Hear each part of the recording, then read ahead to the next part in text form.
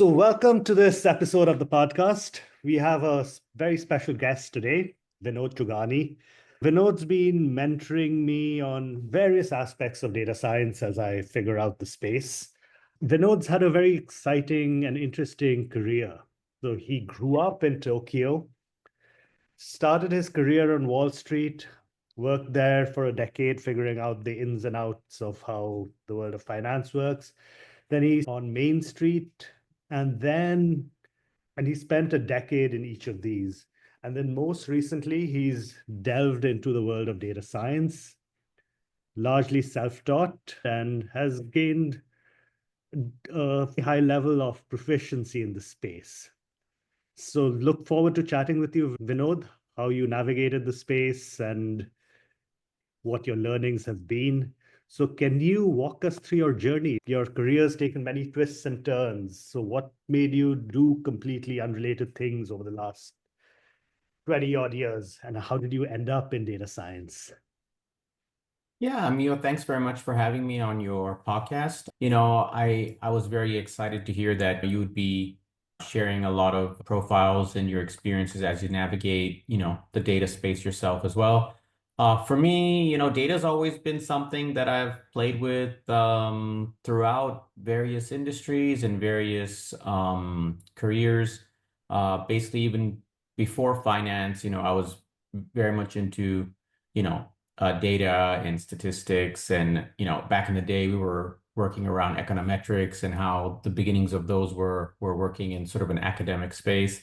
My time at Wall Street, of course, was loaded with data, especially because clients requested data, wanted us to analyze data, wanted us to analyze the markets.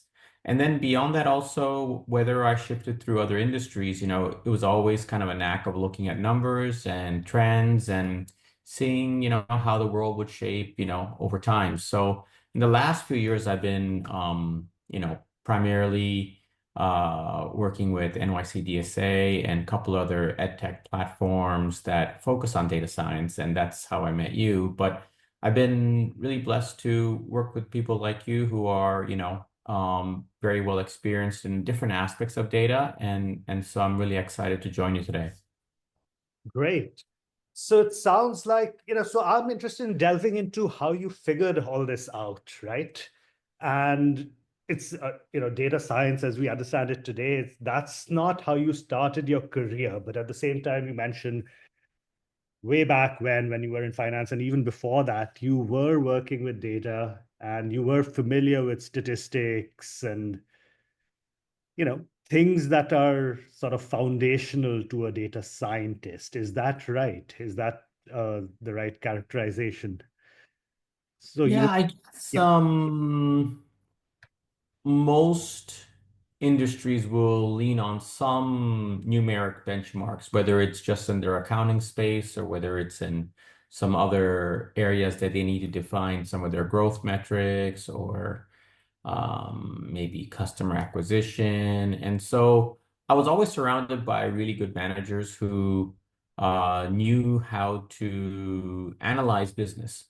And they would basically be able to break it down through, simple metrics, simple numbers where everybody could follow, understand, and engage along the way. So I guess it was a combination of, being lucky and being surrounded by great, managers who knew how to assess their businesses, and the way they did it was through numbers. And we just give it a big bracket called data as a sort of a large umbrella term for it. But I think at the micro level, there's so many different ways to look at it. So everyone has a different way to look at it, but I think what helped me most was just looking at how my mentors and my managers looked at it from different angles. And so by the time the space was defined as data science, I think I had sort of already dabbled with it quite a bit before, specifically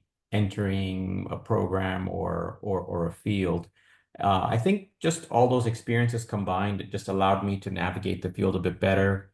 I think there are some moments where things may feel a little bit complicated, or maybe it takes a day or two to digest. But I think from what I see with our cohorts or, people like yourselves, eventually, people get it. and people are able to, make use of the tools they get. Interesting. And that always helps if you're surrounded with, even if you're not in a, you know, data science or analytics position formally, if you're surrounded with quantitatively minded folks, then that sort of orients your head in a certain way. So at that point, I'm assuming you were looking at data, maybe writing some SQL, but when I think of data, there's three specific areas that I sort of think are important, and feel free to disagree. One is, knowledge of the domain that you're working in, because data doesn't exist in isolation, right? So that obviously you had through your work experience. There's basic understanding through statistics, probability, that kind of thing, which also it sounds like you had a pretty good grasp of. And the third is more technical skills, just programming and machine learning techniques. So at what point in your career did you pick all that up? Was that just along the way, or did you make a concerted effort at some point? How did that come about? The Yeah, I think you make a really good point about domain knowledge and domain expertise because depending on which industry you are in, it just naturally takes some time to get a grip of that specific industry. And that just comes from osmosis or being in that industry. So that's something that I think just comes from being immersed in a particular environment.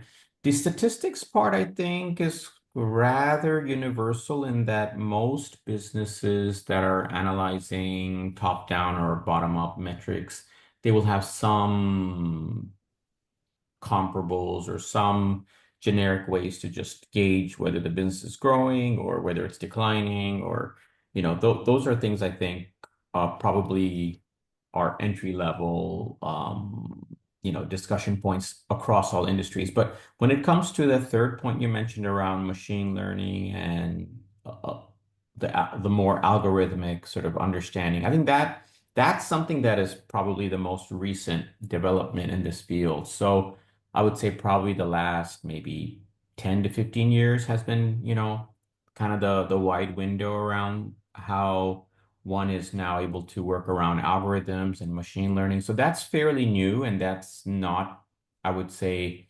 been used as frequently as sort of the traditional statistics. But, I think as we move forward, what we thought was fairly new, say even 10 or 5 years ago, is becoming much more mainstream and much more sort of widely used, compared to even just a few years ago. So it is a changing landscape, but I would say the first two probably just come from being involved in this particular space and just being able to work around basic numbers. But then the machine learning component, which you mentioned, was I think something that's relatively recent to the field. Yeah, and that resonates with the trajectory my career has taken. So I've worked with data for a very long time. Every job I've had, there's always been a database. I've always had to write SQL, and over time, you get familiar with aspects of data engineering, how to move data from one source to another, cleanse it, load it here, load it there, create reports off of it. The final step is where, well, not even the final step, because it might not be the final step for everybody. People might want to do different things. Is the jump I'm trying to make right now is, well, I understand SQL, I know Python programming and so on. That next step, get not familiar, but get good at machine learning. And a lot of my colleagues and friends, they're sort of at the same level and are trying to figure out, okay, I know all this stuff about data. I have an understanding of basic statistics. How do I make that next jump? So what advice do you have for people who are at that level? Data is not new to them, but this whole world of machine learning is, as somebody who's navigated that path directly. Yeah, that's a great question because the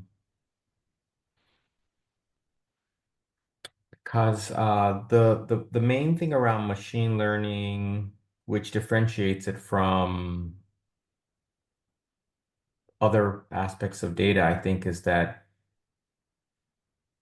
basically you're not going to write the rules for how the data is analyzed. You are feeding the system the data, but the system is going to come up with its own rules and patterns that decipher the data. So it is a little bit of a 180 for most people because we're so used to setting our own rules. We're so used to defining our paths. We're so used to basically dictating the direction that the data may take or the data shapes. But with machine learning, you have to have a little bit more of an experimental mindset where you can be open to any possible outcome. And you're really letting the system navigate through the information you give it and let the system come up with its own patterns. Because ultimately, whether you are looking at data or the system is looking at data, I think the common thread here is the ability to recognize patterns. That's, I think, the common thread. And with machine learning algorithms, they may detect patterns that we may not detect. Um, and so that's where the experimentation comes in, if that makes sense. Yeah, it does. And in terms of picking up these skills, what approach do you recommend? I mean, Yes. I think the days of, you need a college degree to do X, Y, and Z, that's, I won't say over, but, that is sort of declining, right? And most data scientists I know are some combination of traditional credentialing combined with self-learning, and there's a plethora of Coursera and Udemy courses, just online learning, boot camps, and so on. So, for mid-career people, in your experience, do you see one approach being more fruitful than others? And how did you go about it yourself? Yeah, I think the one thing that is so different today versus even a few years ago is that the number of resources that are available online are have just exploded. So I don't think there's a shortage of information um, in terms of learning these skills. I think the hard part is which, where do you start? Which ones do you give more weight to? And because everybody's learning curve and learning point is a little bit different, it's not a one size fits all. But I would encourage anyone who's interested to start with the most basic principles or, start with the most basic aspects first. Try to get a solid understanding of the basic aspects because everything kind of builds on each other. And so if you skip steps, I think you end up having to fill them up down the road at some point anyways, and it may take you longer to do that. So the way I recommend anybody to start is, start at a point where you feel comfortable, where you don't feel overwhelmed. There are many, many layers of courses that will get you at the entry level, at the conceptual level, at the technical level. I would say start where you're most comfortable and then just build step by step from there. Yeah, interesting. And, so I opted for the boot camp route. And my challenge was not finding material. My challenge was finding too much material, and then you always hop around, this course is better, that YouTube video is better, and you're just jumping around and not doing anything. So I chose a boot camp because it gives you a curriculum. It sort of, creates that intrinsic accountability, if you will, because you're expected to meet certain milestones as you progress and so on. So again, I understand that might not be the approach for everybody because it does involve significant financial commitment, but it's worked for me fairly well. But yes, there is a lot of material out there right from the basics to very advanced stuff that folks could leverage. The other question I had for you was, when people transition from some sort of data-oriented career to a more analytics or a data science career, in the context of getting a job, there's always this aspect of whoever you're interviewing with, the hiring manager, basically, unless you've always done data science, is taking a chance on you. So a lot of people rely on sort of creating a personal brand for themselves, in that folks will write blogs and articles for various websites and so on, so that it signals to folks that, hey, this guy knows a thing or two about a thing or two. So I've noticed you write quite a lot for publications like Data Camp and so on. So is that something that you recommend people do to get noticed, get hired?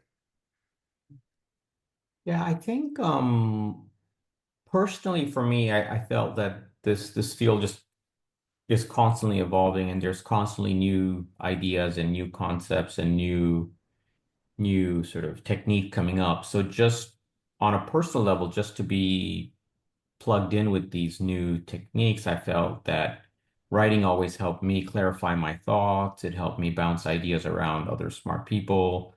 It allowed me to sort of clarify my understanding and hopefully share those along the way.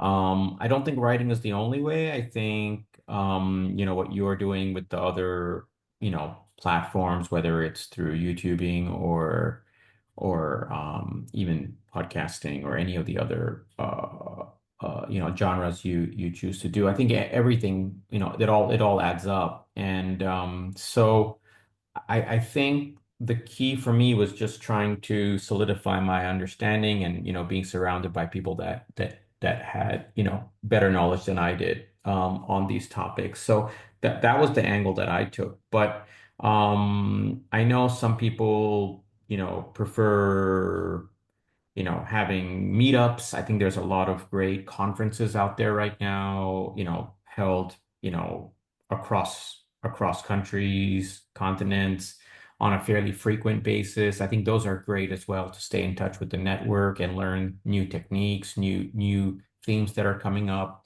I think everyone may find it slightly different as to how they want to be in touch with the space, whether it's learning new courses, whether it's, engaging in social media, whether it's engaging in physical conferences. But I think it also complements with the type of role they're looking for and also whether they are currently employed or whether they are looking to be employed. And so that's something you brought up about, personal brand, management. And I think that that's something that probably, whether one likes it or not, has already begun before they even start this space because they probably have some level of, education, some level of interest, some level of hobbies that are already part of their personal brand. So this is just an extension of that. So I think everyone's journey is going to be a little bit different, but depending on the role that one is sitting on or their corporate environment, I think they may lean more towards conferences or lean more towards corporate training sessions, or sometimes some companies have great internal, casual gatherings where they read about, academic papers to discuss them. So I think it all depends on what kind of environment you're surrounded by and work around that plus your interests. Interesting. So not just, you're saying keep your options open. It's not just blogs and writing articles to build a personal brand. There's other avenues, podcasting, YouTube, conferences, and that the journal stuff you mentioned, it's interesting. I was having a conversation I started a new job as a data analyst recently. And one of my colleagues, I was asking him about his previous experience. And they literally, even in a work related setting, had a journal club. You know, Mm. his manager, and some of his colleagues would take a paper, understand it, and that whole process would take them weeks, literally, and see if they could bring some of the learnings from these papers into, the models that they were building at work. Right. Yeah, so that's definitely interesting. And meetups and things like that as well. Yeah, I think there's a lot of local meetups happening right now on this topic, especially in the last maybe year or two with the emergence of, ChatGPT and large language models. I see a lot more smaller local community gatherings that are popping up. And so, I think people are curious. People want to congregate with others who might have some experience with these topics and tools. And so I think yeah, a combination of all of these things probably is something that one should look at. But really, again, it comes down to their own personal sort of interest and what they're most comfortable with. That's right. And you mentioned ChatGPT, which brings me to my final question for you. So this whole field is just evolving so rapidly. You start learning machine learning, and then there's what I term classical machine learning, and that is regression and logistic regression, various forms of supervised learning, unsupervised learning. And then there's this whole new world of LLMs and building agentic AI and agentic AI systems and so on. So it does, if you're starting out, it can feel a little overwhelming because you could start building out agentic AI system with just basic programming and not knowing anything about machine learning. So I guess the point I'm trying to make is it's very difficult to stay focused on, if you're trying to learn the basics, learn the basics first, and then start exploring all these things. So, having said that, is there, in your machine learning journey, so to speak, what's the next thing you want to explore? Is all this LLM stuff something you're delving into and playing with, or are you?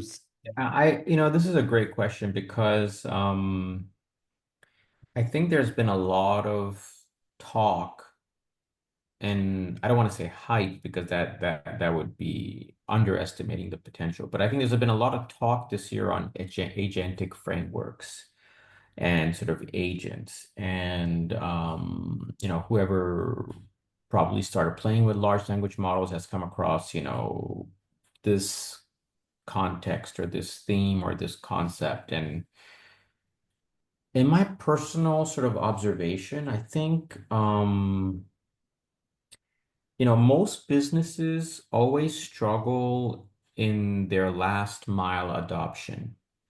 I think agentic frameworks is such a great example of that because for any agentic system to truly produce value, I think one needs to work really hard on the last, not mile, but last 20-30% of its implementation.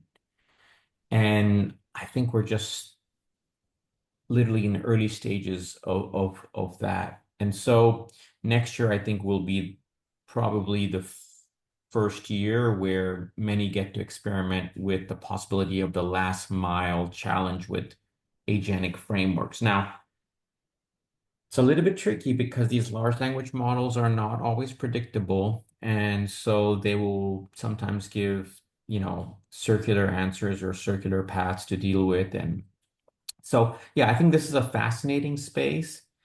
I think it goes back to what you said at the very, very beginning of this podcast episode or this discussion, where you talked about domain expertise, because that last mile bridge, I think, really requires domain expertise. So it will be a very much collaborative effort for the next, I would say, year, 2, 3 years forward, where, domain experts really have to play a major role in if they want these agentic frameworks to have value. Because a job that only gets 70% of something done is probably not that useful, not that useful. And so there's a lot of experimentation, I believe, going forward as to whether, agentic frameworks can actually bridge that last mile, if that makes sense. Yeah, it does. And, all this is so new. So I guess we'll only find out over the next year, maybe more, how useful, how effective these things are, whether businesses are having success building agentic AI systems and so on. Yeah, I think conceptually they have a lot of potential, and I think that's why many are trying to stretch the limits to see if they can actually do meaningful tasks. Um, but I think it, so far there haven't been many high-profile success case studies Yeah, yet. and I tend to agree. I'm not super knowledgeable about agentic AI case studies and so on, but you hear about the frameworks and there's this and that and the other, but I don't hear too much about huge successes. Yeah. Anecdotally, yes, I would agree with what you're saying. I think there's probably some in the making, some in the dialogue stages. But yeah, it's gonna still be a wait and see moment, I believe. Yep. And it's still early days, so let's keep that in mind. Well, Yes. yeah. Well, Vinod, great chatting with you. Any final thoughts you'd leave our listeners with?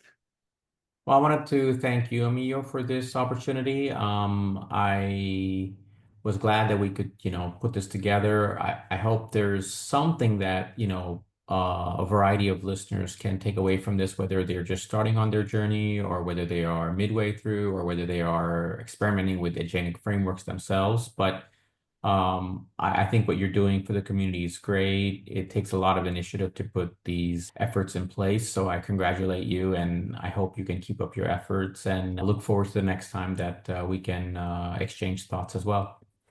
Great and wonderful chatting with you as always, and enjoy the rest of your day. Thank you.